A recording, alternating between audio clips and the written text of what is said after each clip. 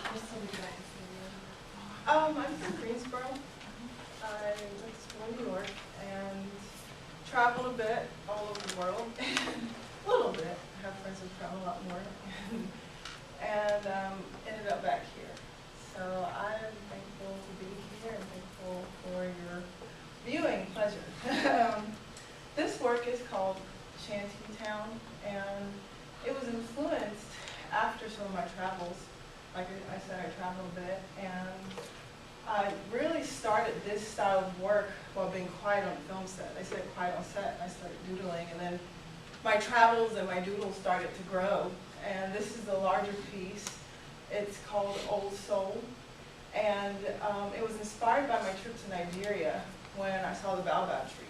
And I came back home, and I couldn't get them out of my head, and I started drawing them. And a lot of my work deals with natural elements to discuss the human condition. This was created after a major car accident where a semi jackknifed and ran over my car. And it took me a very long time to do this piece, but it was an interplay of a hardship and overcoming.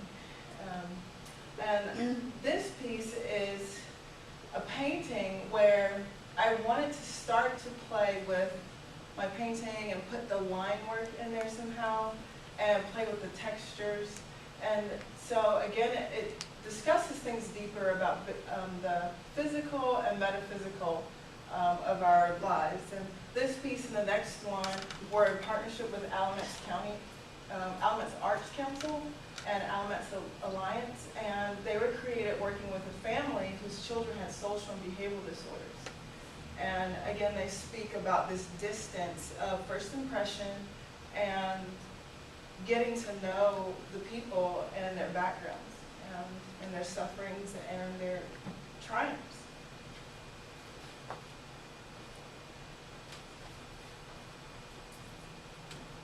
And here I am again. I began to use the clouds and the landscape as my stage. I like the rugged landscape because it reminds me of the plight of humanity and our hardships.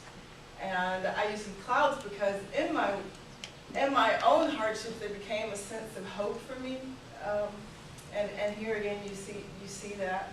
And a lot of my work, people will say, "Oh, I can see figures in there," and I think subconsciously I start to put figures in my work, consciously and subconsciously.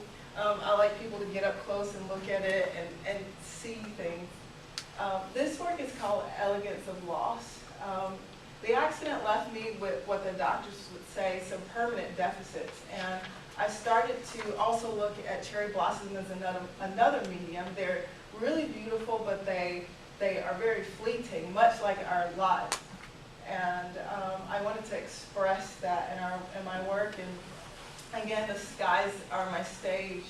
And after dealing with my own suffering, I started looking at war-torn countries, war-torn landscapes, and took symbols from that to express different tragedies and talk about the hope. Again, this is a cloud piece about the hope and kind of a breath. It's called Breath, and it's about the hope in the midst of sometimes crazy times.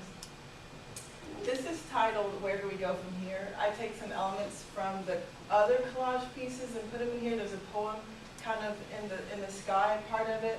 And I was at a place of not knowing, and I wanted to put myself in other people's shoes who've experienced hardship and being in that uncertainty place.